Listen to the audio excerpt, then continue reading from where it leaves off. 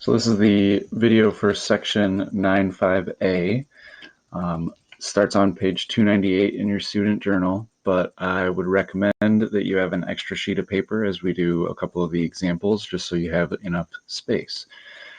So up to this point in our journey through quadratic equations, we've used a bunch of different methods for solving these equations. We've factored, we've graphed, we've used square roots. All of those have their advantages and times when they're most efficient to use. But today we're going to be using a new method that you can always use any time you want to solve a quadratic equation. Sometimes factoring or using square roots might be a little bit faster, but this new method always is able to be used, even if you can't factor or can't use square roots, or if graphing won't give you a quick and easy graph to make. So the final method we're going to work on for solving quadratic equations is called the quadratic formula. So that is right here on page 298. The quadratic formula is using our three different values from standard form of a quadratic equation, a, b, and c. And then we take each of our three numbers and substitute them into these various places in the quadratic formula. So it looks like negative b plus or minus the square root of b squared minus 4 times a times c, all divided by 2 times a. So it looks big and intimidating, but the biggest thing is to make sure that you substitute with parentheses, and that will make sure that your signs don't cause any problems.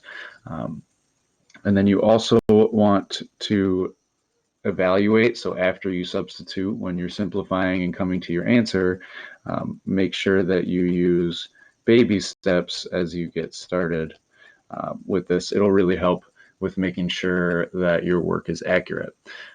So it looks intimidating, but if we follow these couple of pointers, it's really something that isn't too bad. And it's, again, a strategy that can be used to solve any quadratic equation.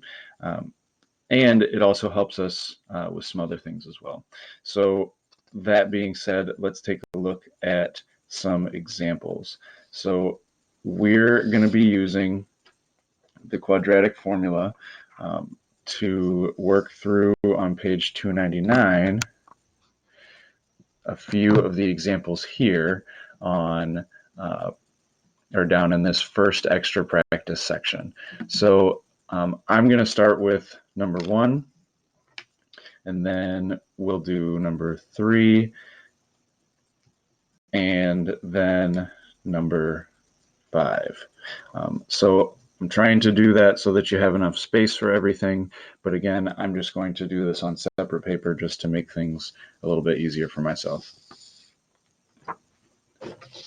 So number 1 looks like this: x squared minus 10x plus 16 equals 0. So we know from past experience that to solve a quadratic equation, we need the quadratic expression to be equal to 0, because when we talk about solving, we're looking for the x-intercepts where y is 0. Otherwise, it's a lot more difficult to solve. So first thing we want to do is identify what are our three constants, what are a, b, and c. So in number 1, I can see there's nothing in front of the x squared, so that means there's a 1, so a is 1. B is not just 10, we also want to make sure that we're including any signs in the quadratic equation as well, so b is negative 10, and then c is our constant term, that's 16. So While we could factor this equation, I'm just going to show you what it looks like to use quadratic formula here. So one of the tips I gave before was make sure you always use parentheses when you substitute. So my first part is there's always a negative in front, and then I want to substitute for b. So I'm going to use parentheses there. Negative 10 is my b, so now I have a negative 10 in that first set of parentheses. This plus or minus that comes after is important. You know from factoring or from solving with the square root method or from graphing even that you frequently have two solutions to quadratic equations or two places where it might cross the x-axis. And this plus or minus in the quadratic formula, that's what gets us to our two solutions in most cases. The next part is the big square root. And under the square root, we have b to the second. So again, I'm going to use parentheses and substitute b. And then I have to the second power. And then minus 4 times a times c. So minus 4, a is 1, c is 16.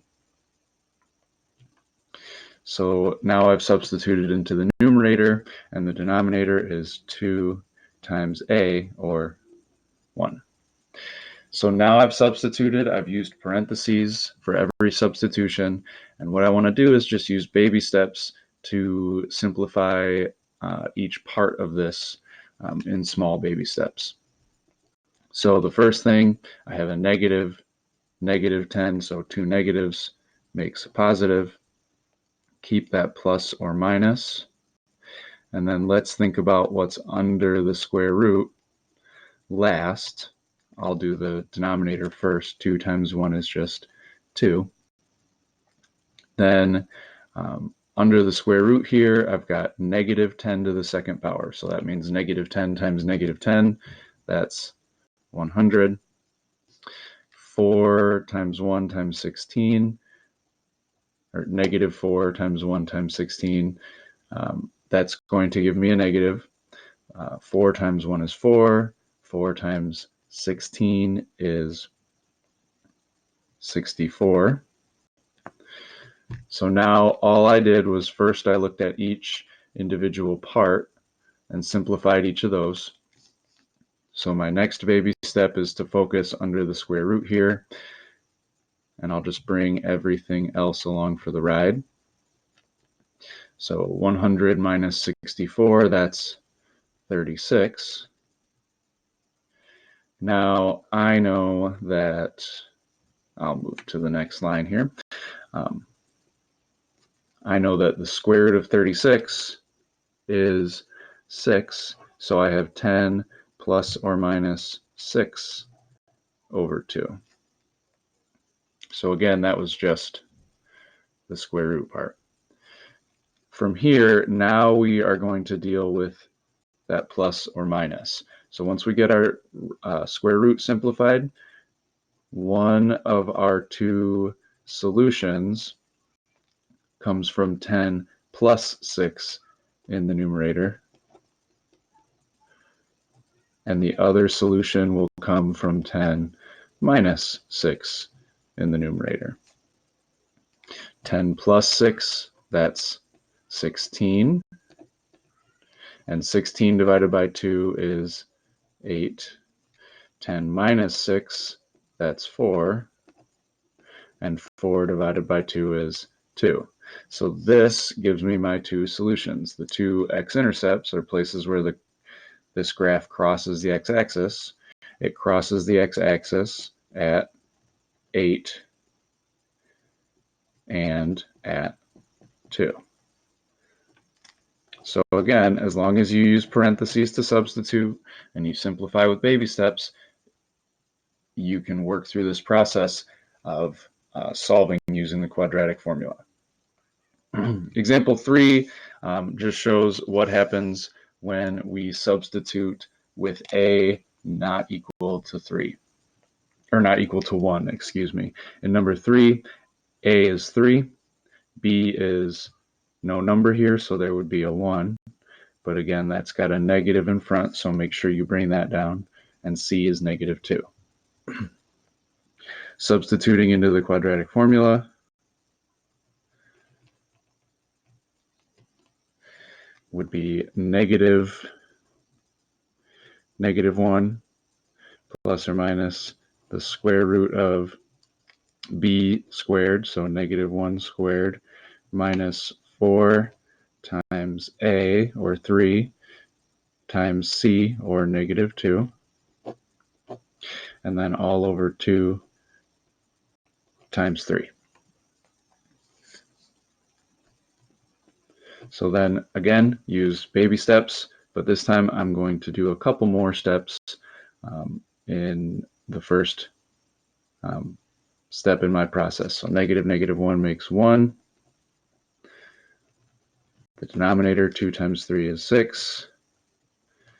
Thinking about my square root, I have -1 squared is 1. -4 times 3 is -12, times -2 is +24. So that means under my square root I have 25. Now the square root of 25 is 5, so really what I'm working with is 1 plus or minus 5 over 6. Now my two solutions, one comes from the plus and one comes from the minus in the numerator. So I have 1 plus 5 over 6 and 1 minus 5 over 6. 1 plus 5 is 6. 6 divided by 6 is 1. 1 minus 5 is -4. -4 over 6 is my other solution. If you want to leave things as a fraction, that's okay. I will simplify this. That is -2 over 3, and there's my two x-intercepts, or my two solutions to this quadratic equation. One more example is when we look at something like number 5. And that looks like this. It's -3x to the second plus 5x minus 1 equals -7. We can't jump straight into solving because we are not equals 0. We're not equal to 0.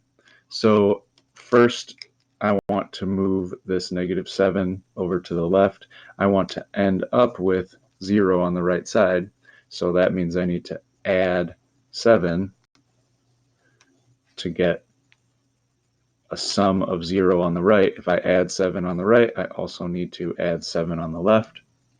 So actually the quadratic equation I'm working with is -3x squared plus 5x plus 6. -1 plus 7 is 6. And then from here, now we can use quadratic formula just like the other two examples. My a is -3, my b is 5, and my c is 6. So then from here, we'll go through the quadratic formula one more time. So again, use all your parentheses for every substitution. Use baby steps. So -b is 5, plus or minus square root of b squared minus 4 times a times c over 2 times a. Go from here, use your baby steps. I'll work through my process. -5 plus or minus 2 times -3 is -6. Under the radical,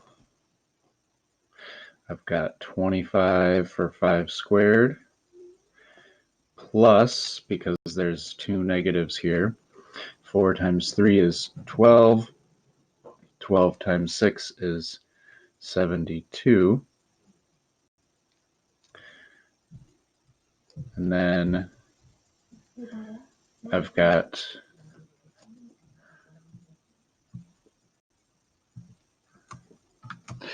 97 under the radical for 25 plus 72. From here, 97 doesn't square root nicely. So if I do the square root of 97, that gives me about 9.8. So I'll just use 9.8 for the square root of 97.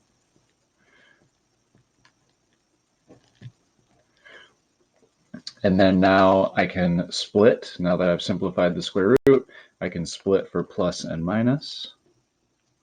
So one of those two answers is going to be negative 5 plus 9.8 over 6.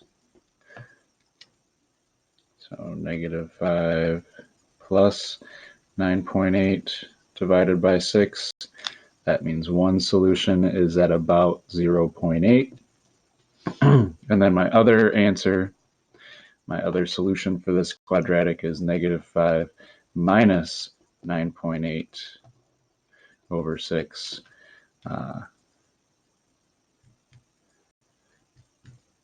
Which is about 2.5, negative 2.5. So I'm just rounding to the tenths place. There's my two solutions. If you're answering questions like this, be careful to notice whether it asks you to round to the tenths or hundredths, etc. So there's the quadratic formula. Again, make sure that you use parentheses for every substitution and go through small steps to evaluate before you split and either add or subtract and divide. Thank you.